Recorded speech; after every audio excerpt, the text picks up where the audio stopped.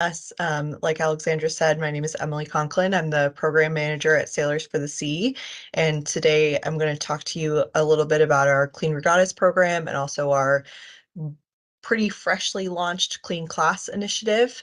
Um, and I'm going to just start with an overview of who I am, who we are, and at the end here, I hope we'll have plenty of time for questions and engagement from you guys. We love to hear questions and input. And I see some familiar faces on the Zoom, so I'm very excited for that as well. Okay, so as I said, I'm Emily Conklin. I'm the program manager here. I've been with Sailors for the Sea for a little over a year.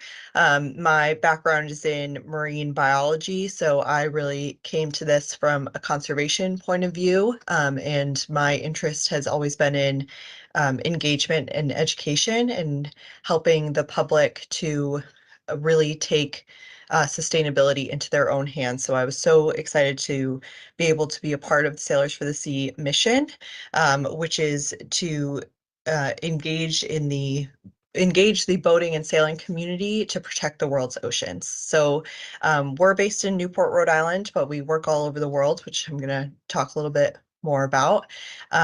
And we work with all sorts of different communities through our 4 programs. So our main programs are green boating, which is our individual based program where folks can become a member, and we have guidance on how to incorporate sustainability into your own boating practices and your own lives.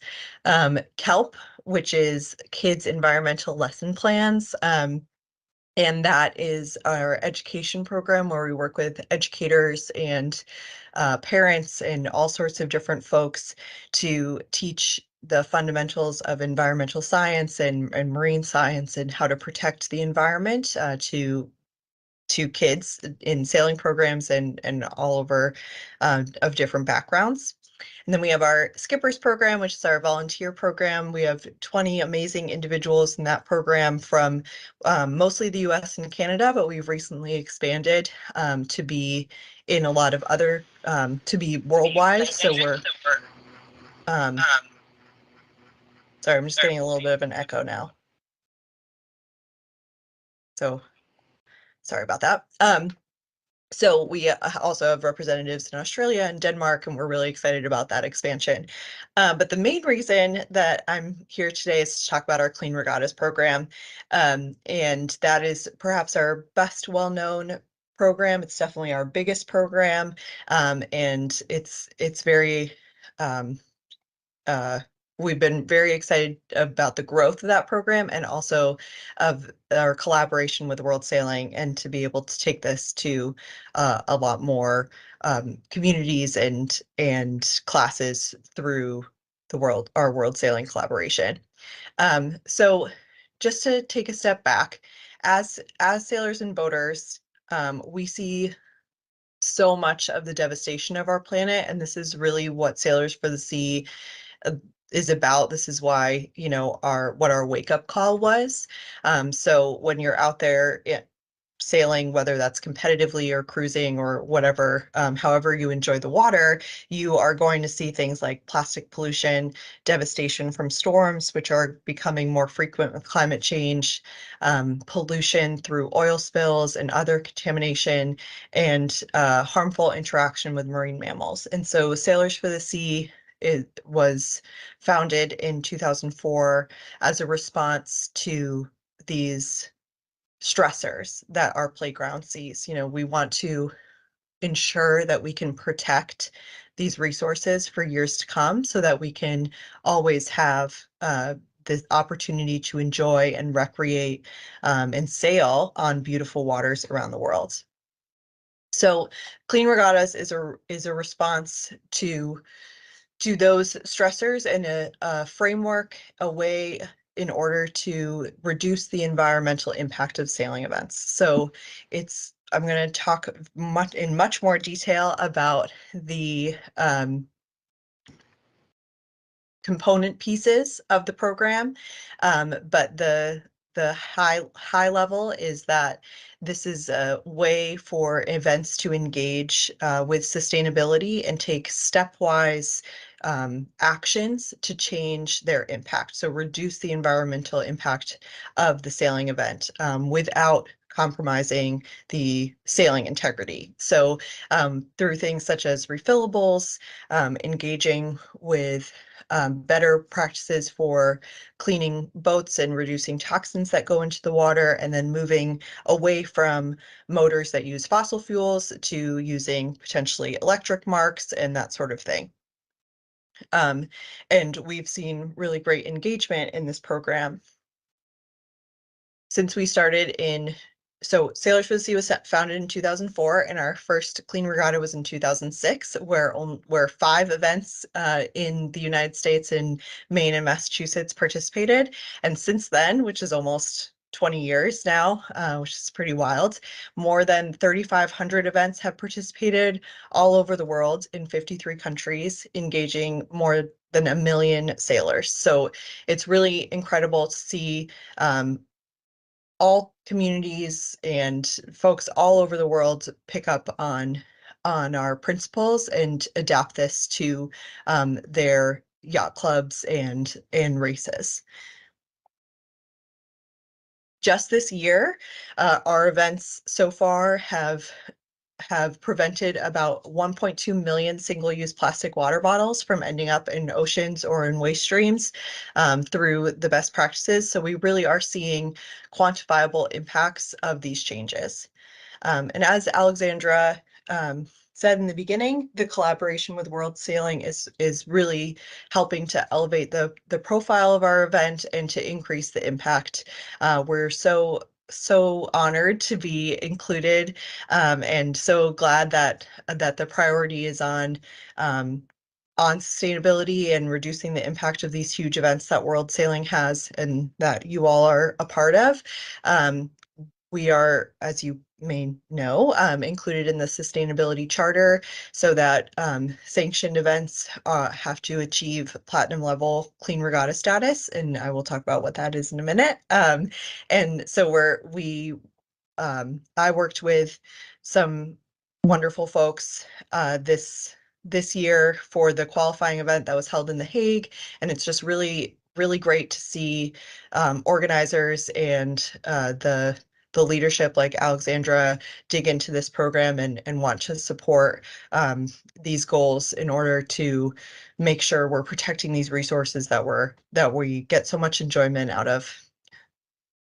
All right, so what is Clean Regattas? I've been going on about this, saying Clean Regattas a bunch, but what actually is this program? So it's the world's leading sustainability certification for all on the water, near the water, and water-loving events. So it's called Clean Regattas, but we have events that are not races, that are boat shows or just parties, that sort of thing. Although obviously today we're probably going to be focusing you all are probably most focused on the racing component.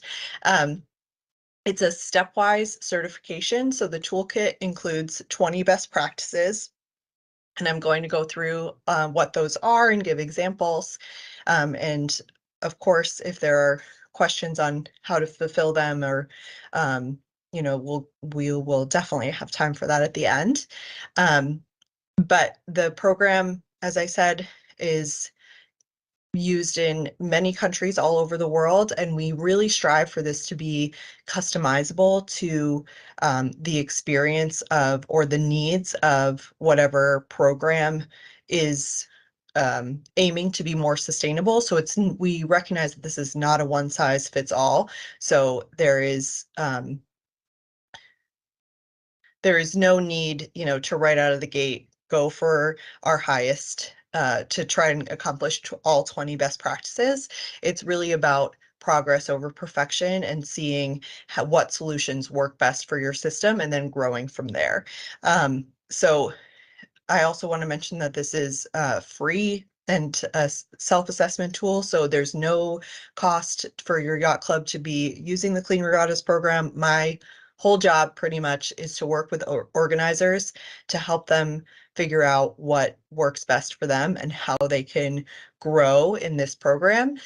So we are always here for you to help answer questions and determine how this can best fit into your sailing needs and your desire to be more sustainable.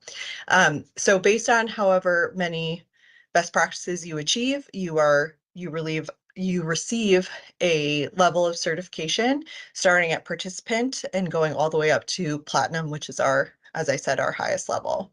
So platinum is what is within that sustainability agreement of world sailing, as I mentioned before. And so we're really excited to see um, these events striving for such a high level of sustainability. This requires at least 19 out of 20 best practices to be completed by the event. And it's so exciting to see events all over the world be platinum because we learn so much from them. There's really a lot of innovation at platinum level events where they're figuring out how to incorporate the best practices in new ways. And that's where a lot of our um, new ideas for the toolkit for future years have come from as well. Um, just for a little quick frame of reference, since 2018, we've really seen a great growth in platinum level clean regattas. We obviously had a dip in all events in 2020 due to the COVID-19 pandemic, but we have seen amazing growth since events have returned. And last year was a record year for platinum events. We saw 26 certified platinum. You have to submit a report to become a certified platinum event. So we love that's what I was referring to earlier in all of the innovation and learning. We love reading those and getting to know what these events have done. And it's been really, truly astounding in my first year with the organization to have so many high level events. And this year we have 25 registered already. And we anticipate that those will be certified by the end of the year, and we could even, see growth in that. See growth in that as we still have, it's October, but we still have a little bit of 2023 left. Okay, so I'm now going to dig into the framework of the program itself. So as I said, it's based on 20 best practices, and all of these best practices are arranged in 5 sustainability theme areas and with that intersect. Excuse me. So I'm going to go through each of these and give examples of how these work, but this is the overview of the best practices. And as I said before, there's no real prescriptive way to achieve these. Some of them are a lot more straightforward than others, as you'll see, but we really encourage innovation and creativity, and we understand that this is not a one-size-fits-all program. So, a lot of you are in Europe where maybe composting, for example, is more common. In the US, that is not a thing that we see a lot. And so we recognize that with these geographical differences are also going to come resource differences. And so there are a lot of ways that you can achieve these best practices, and we love to work with events to see how they can achieve them and what works best for them. Okay, so our first area is elimination of single-use items. So as I referenced in an earlier slide, plastic pollution is a huge issue. This is something that we think about every day. I like to joke that I spend a lot of my time thinking about trash, but it's not really a joke. I do spend a lot of time thinking about plastic and how we get rid of it and whether it actually goes away. So we know that plastic is inundating our ocean at an alarming rate, and one of the most effective things that we can do to stop that impact is to not use it in the first place. So that's where this first category comes in. It's inspired by trying to move away from this throwaway culture, and to move more towards reusables and more sustainable materials. So eliminating single-use water bottles and providing water refill stations. You can see in the bottom picture here, this is from the Oyster Palma Regatta in Spain a couple years ago. There are a lot of different types of solutions for this where you can provide, depending on your setting, refill stations at the docks that are plugged into hoses, or these huge tanks that we call, or that we have seen that are called water monsters, to just encourage folks to either supply them with or bring their own reusable containers so that they're getting appropriate hydration for your event and they're not using a million single-use water bottles. The same is true of plastic straws, trying to move away from using plastic straws at all, which means either providing an alternative when folks need them, supplying them only on request, or just eliminating them from your club. We also have seen a lot of very cool solutions for bags. So there are often, swag bags at events, or skippers need resources. And so sometimes it's hard to just not have bags at all, but instead of having plastic, we've seen folks partner with organizations that are reusing old sails to make bags, or that are repurposing other materials to make something durable and that participants will be able to use outside of the event, and that will reduce the waste footprint of your event. Number 5 is about the awards that you give out. I'm sure a lot of events have perpetual trophies where, your name goes on the plaque, and that is wonderful, but we've also seen really cool alternatives for single-use metals. So for example, one of our events in the last year at KDY in Denmark used metals made out of plant material, so like pressed from algae and other collected items, and they were so neat. Like I wanted one of those. So there's some really neat ways that you can move away from having sort of less valuable materials used in your prizes as well. Okay, so that's elimination of single-use items. The next thing that we really emphasize is community involvement. So depending on where you are, this is going to look different. We try to be involved in some events, but last year we had 412 certified, registered clean regattas, and so we obviously can't attend every single one. So our presence would count as community involvement, but there are many organizations all over the world that are working on much more specialized or localized initiatives that your attendees might want to know about. I skipped one. I'm talking about involve local organizations, but this is a really great way to incorporate community work on the environment, on on conservation, on other educational needs that might be particular to your setting.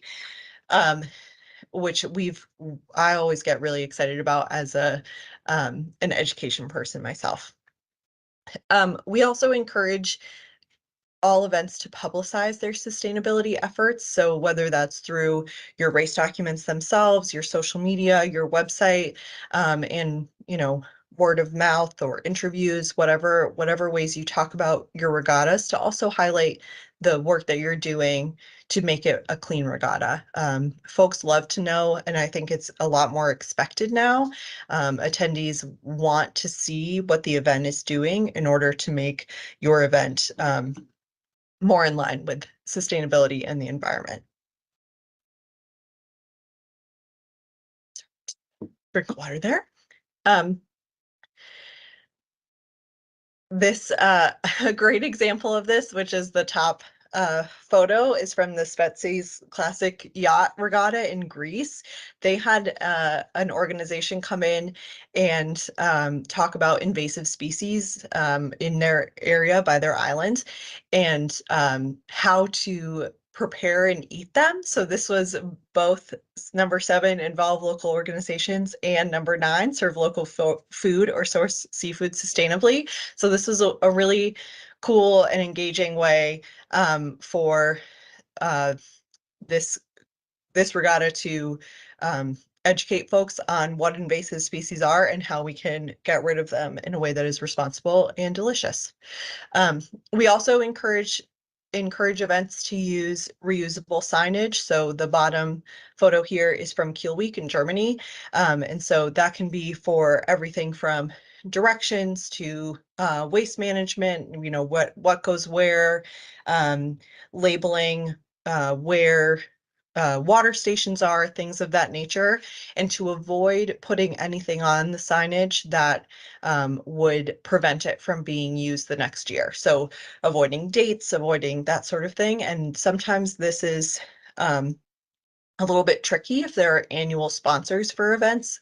So we've seen events do creative things like make the generic overall poster and then have an addendum that can have stickers or that can be replaced. Just whatever, you know, small steps folks can take or organizers can take to move in a more reusable direction.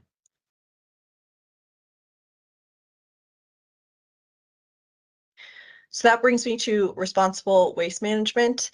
One big thing that we always encourage and that is going to look different from event to event is a green team. So the organizers of events always have a ton on their plate with the racing and with all of the sailing that you guys are trying to achieve. And so we really encourage having dedicated sustainability contact and having a green team who can support during the event. So that's going to look different based on the event as well. So that might be you know, volunteers from your yacht club, or it might be sailors who are not participating in that event, or it might be your actual staff.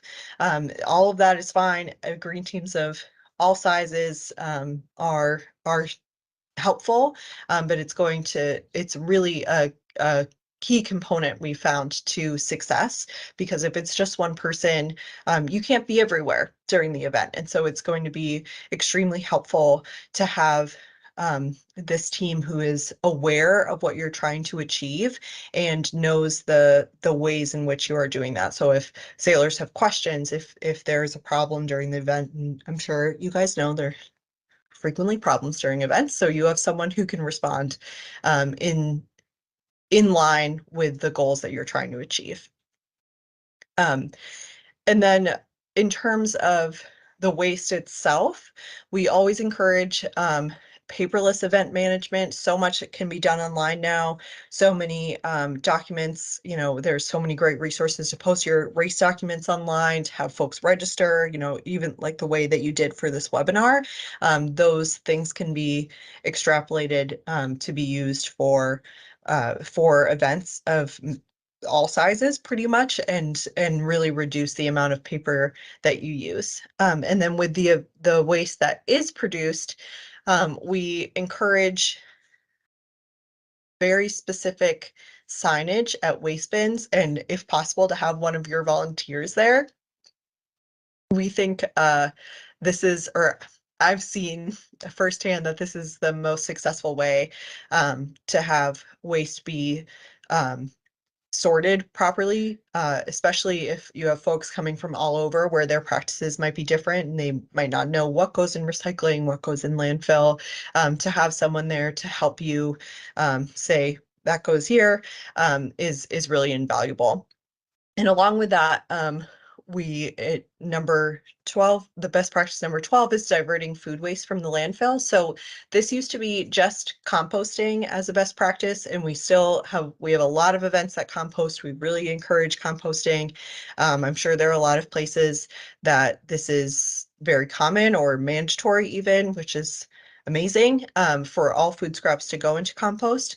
But we also wanted to update this best practice. I think we did this 2 years ago now, from just composting to divert food waste from landfill, because there are if you have usable food products that were not touched, like your kitchen, if you are providing sandwiches for sailors, say, and there are 50 leftover sandwiches that weren't used or taken at all, those could potentially go to feed someone who is hungry instead of just going into the compost. Even if it's going to break down and make some wonderful soil amendment, we want to prioritize actually making the appropriate amount and feeding people who need it before putting that into end of life for that. So that's where this language came from, and we work with some really great organizations here in the U.S.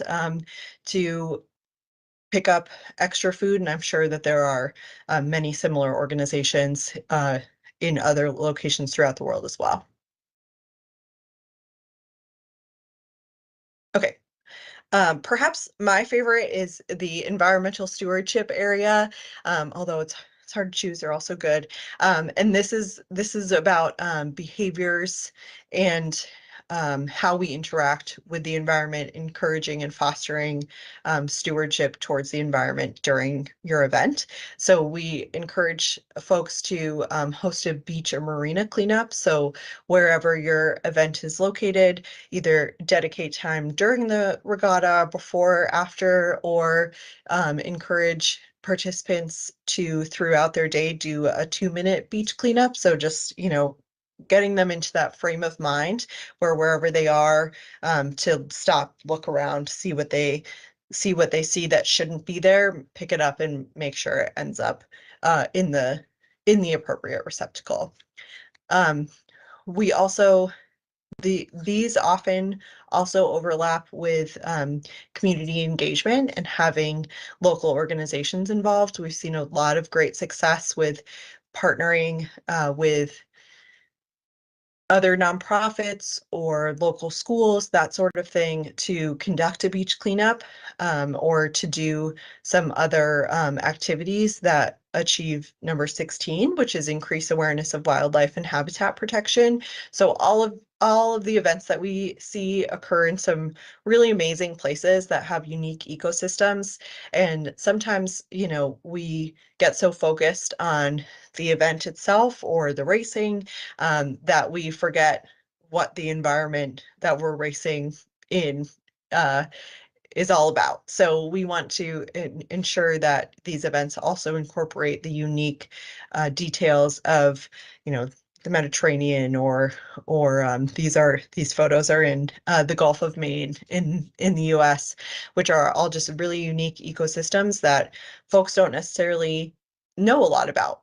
So to take the opportunity in the event, whether that's tabling or other maybe a brief presentation during a piece of the regatta, to enlighten folks about the amazing ecosystem services and habitat and wildlife that's going on right under their heels as they're sailing. Um, in this section, there's also promote alternative transportation. So depending on where your event is, this could look a lot different. So whether you're encouraging folks to carpool, you're encouraging them to take public transit. We've seen events that set up a shuttle service or to ask people to walk or have bike rentals, which is really exciting. There are a lot of different ways that this can be achieved that reduce the carbon footprint of the event, because often travel to get to an event is the biggest piece of that. So whatever small steps folks can take or organizers can take to encourage folks to get there in a more sustainable way. And then our last, but certainly not least section of the Clean Regatta's best practices is green boating. So I did mention in the beginning, our green boating program is our individual based program. We have a whole green boating guide that can help you with your, things from boat maintenance to provisioning to how to interact safely and responsibly with the environment when you're out on the water. So this section of Clean Regattas is referencing that program and pulls in a lot of that information. And I'm happy to share the Green Boating Guide along with the Clean Regattas Toolkit with all of you attendees after this. But this is focusing on the race management. So moving away from using, I guess let me rephrase that, using fewer coach boats or fewer power vessels on the water as you can, using electric marks if you can, just ways to reduce the impact of the actual race structure on the environment. We also have seen really great success with things like in this top photo, this is a sea bin. And so yes, a sea bin. So you can install these in your harbor, and there are a lot of also different versions of these, like some marina trash skimmers or this sea bin is a trade name, so there's a lot of different types. But these collect trash that's in the water, but also can remove oil sheen and contaminants that are in the water once to prevent them from getting into the ecosystem once they're in the water. And of course, a better way or the best way is to prevent toxins from getting in the water in the first place. So encouraging water-only washdowns for boats, or doing washdowns and cleaning out of the water over a permeable surface and with non-toxic cleaners, so that we're being cognizant of what's going into the water and ensuring less contamination in the harbor or during the event. We also always encourage folks to share our resources with your participants. So the Green Boating Guide, having folks sign up to receive that, just to raise the awareness of the individual once they leave the event as well, which we've seen great success with. Okay, so that is all 20 best practices of the Clean Regattas. And I'm going to move now into the Clean Class program. So over the past year, I believe in May, we launched the Clean Class Initiative, and it's been really exciting to talk to World Sailing about this. There are so many classes that are involved obviously in World Sailing and in sanctioned events that I think, were we to implement this program with all of them, we would make such a huge impact. So it's been really exciting to have these discussions. The Clean Class Initiative was piloted over the last 2 years with a class in the US called the Thistles. They have been very enthusiastic about it, and we're so excited to launch it to a broader audience over this year. So this is based on the Clean Regattas program. So using all of those best practices that I just talked about ad nauseum, and thinking about it from an events standpoint, incorporating sustainability practices into all of the initiatives of the class. So all of the operations of the class, so that members are really truly committed to sustainability and come to expect within the culture of their class that we're going to be operating on a cleaner level, that we're going to be considering the environment, and that all of this is going to be just sort of normal for the class, which is really exciting. And then it becomes something that members encourage, and when it's not happening, when they go to a place that maybe is not a clean regatta, or they're seeing less green actions being taken, they feel empowered to ask about that and to try and make those changes. So as I said, this was piloted by the Thistle class. It started with one of our skipper volunteers, Mike Ingham, who's on the left of this with the bike, left of this photo with the bike. And he really took this full steam ahead working with the class. They are US-based, volunteer, fairly small class, but they have a lot of events. And in the first year of the pilot in 2021, they registered 21 new clean regattas, which is a 420% increase for them, which was really exciting. And we have been working directly with them in their organizing and their planning, and now they have a structure for making all of their regular events clean regattas and how to speak with participants so that when Thistle sailors come to an event, like I said, they expect for there to be these clean practices in place. So it's really part of their class culture now, which is super exciting. Since we launched in May, we've had 2 classes join, and we really credit the competitive nature of sailors with this. We love seeing the friendly competition for, well, if they're going to be a clean class, we should be a clean class too. And so we've had 2 classes come on board, the Formula Wave class in the US and the International 29er class. And we're really looking forward to working with these classes further. In these discussions, we've really realized that it's not a one size fits all, just like I talked about with the Clean Regattas program. Things are different for every class. So we spend a lot of time with the organizers and with the point people for the class to determine what's going to work best and what the goals are for what is potentially you know achievable, but also we'll see good results. Okay, so I just want to leave you with some tips for success. This is a lot of information that I gave you. I know this is being recorded, and also we have written information that I can supply, but I just want to leave you with a few takeaways. We always say progress over perfection. So absolutely, we do not expect you to go for platinum right out of the gate or for total elimination of all single-use items the first time you host a clean regatta. It's all about taking small steps and improving over time. So that's the second tip here, is climb the sustainability ladder. So start wherever is reasonable and go from there. Communicate and delegate, really work with that green team and ask for help. I'm here for you. I would love to talk to each and every one of you after this, answer all of your questions and work with you on your events, and then celebrate your success. So we'd love to hear what different events have done that has been successful and that has been well received. And then those can be the stories of inspiration for other events. Yeah, so thank you so much for having me today. Thank you for listening to my presentation. And I would love to take any questions. If anyone's got any questions, feel free to turn your mic on or shove them in the chat as well.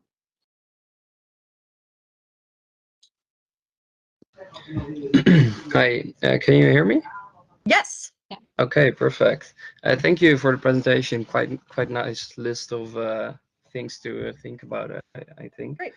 I was wondering about the vegetarian and vegan alternatives.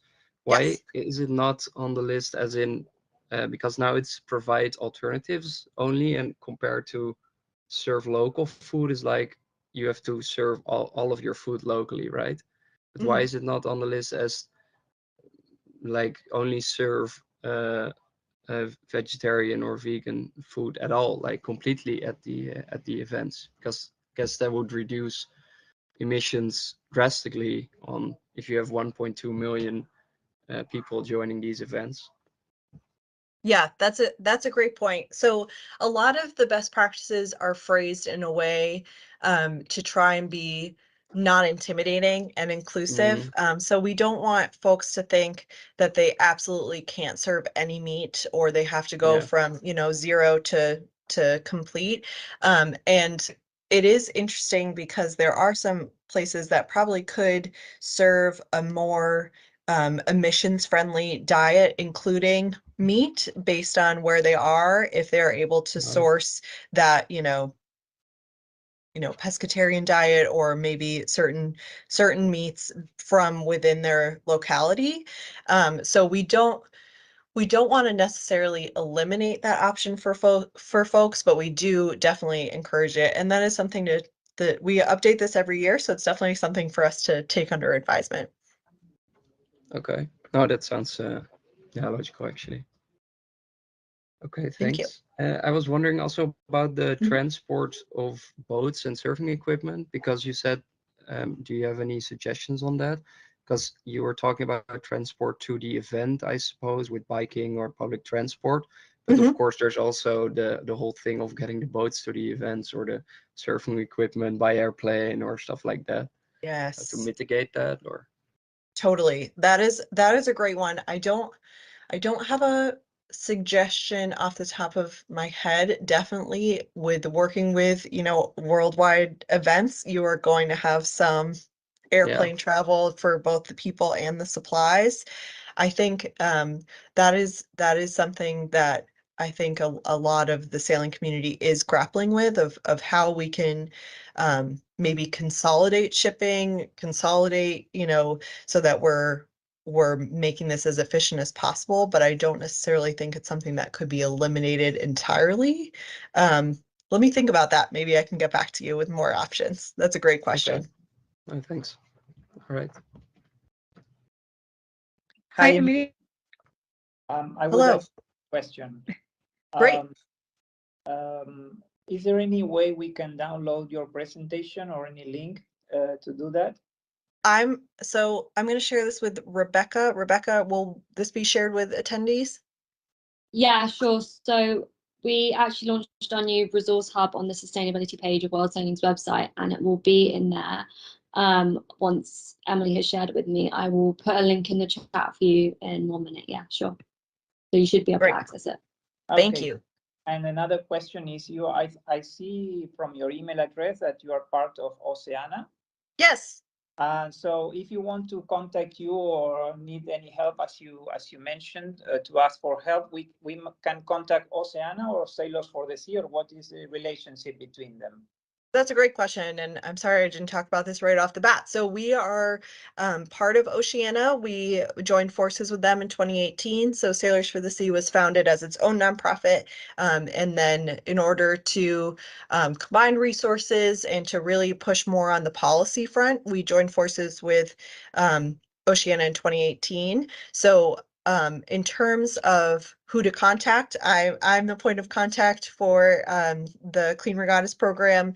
I do have an Oceana email address, but you can reach out to me there. You can call our office, and then we do have our own website, which I can also put in the chat, but it's just sailorsforthesea.org.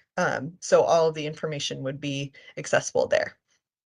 Okay, thanks and congratulations, because it was very nice, your presentation. Thank you so much. I'm glad you enjoyed it. Thank you. Hello, Emily. It's Søren speaking from. Hi, Soren. How are you doing? Good. It's so good to see you. Thank you for joining. Great presentation. I just have one thing which is related to the gentleman before the past speaker, or the past questionnaire placer, and that is the transportation. Mm-hmm. And we have a lot of international regattas in Denmark, and according to certain rules and regulations, jury members have to come from different nations, and they are flying in. And we had one regatta where we made a back of the envelope calculation, and the CO2 used for getting the jury members in was equal to a car driving 5 times around the equator. So there's a lot of CO2 to save. And the point is that we are a small country, which means that we have a lot of neighbors. And instead of flying people in from the States or from Brazil, and we could fly people in from, or actually by train, from Germany, from Sweden, from Norway, and etc. I think that it was just to follow up on the transportation and the pollution that is created during the regattas. Yeah, great points. Thank you for that.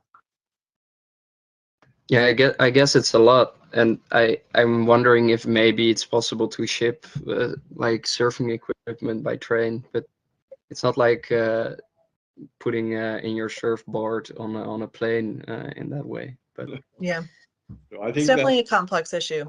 But maybe it will evolve in some years. I mean, train business is getting a lot bigger in Europe. No, I agree, but I think that the easy fruits, I think that the transportation of surfboards and so forth, you're suddenly coming into a different category. But I think that in as far as some classes, like I think the GP sailing, that the international jury members are on Skype or on Teams, so they can actually see the events on a video, and then have the statements in case of a protest. They can participate on that, and that is something that maybe should be more spread out to other classes as well. I have a question regarding the so amazing presentation, and thank you so much for allowing me to be part of it. About just like one topic, single-use plastic, just because for simplicity. During your presentation, is there any, or through these clean regattas, is there a segue? So obviously international, coming from the US, so other different countries have different laws in place already to eliminate single-use plastic from the top down. So having this body of people who are obviously interested in sustainability at your regattas, is there something in play and part of the clean regattas to educate laws that are happening, or for people signing to help, as opposed to getting information?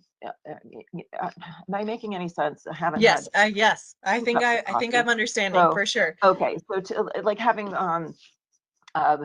some ballot is on the table somewhere, to actually have you're having these groups of people already with you. So how do we engage them on a political level to change, rather than just not bringing a single, again, just using one topic? So how do we eliminate single waste plastic from the top when you already have an interested group of people at your regatta? So is there anything, because I didn't see anything in your presentation about that aspect of things? Yeah, you're right. People are coming to your regattas, sign this ballot so that we can then actually change it from the top, rather than we're all just eliminating it, is changing it from the bottom. So I'm wondering what is in place, or is that another segment that no, I love this question. Thank you so much for asking this. So definitely my presentation was more about our program, but the policy aspect is so important, and it is vastly different. You know, if you look at different nations, like what the EU is doing versus the US is, you know, not as aggressive in those areas, but we I would say not aggressive. But yeah, to be kind.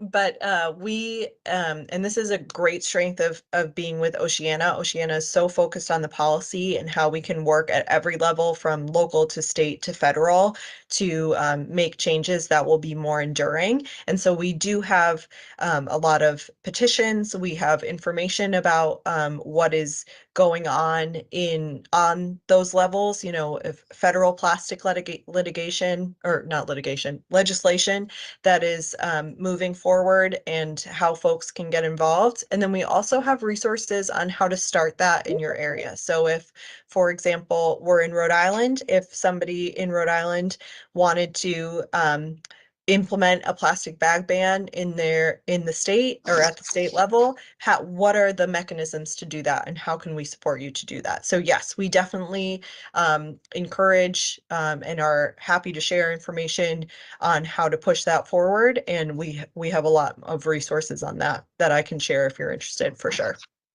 Yeah, I'm definitely interested, but I'm also wondering that in a regatta, you already have an interested group of people. So it seems like it should be implemented into a clean regatta status to say. And I think that this is something that that's something that when we're able to attend, this is definitely something that we can bring to the table.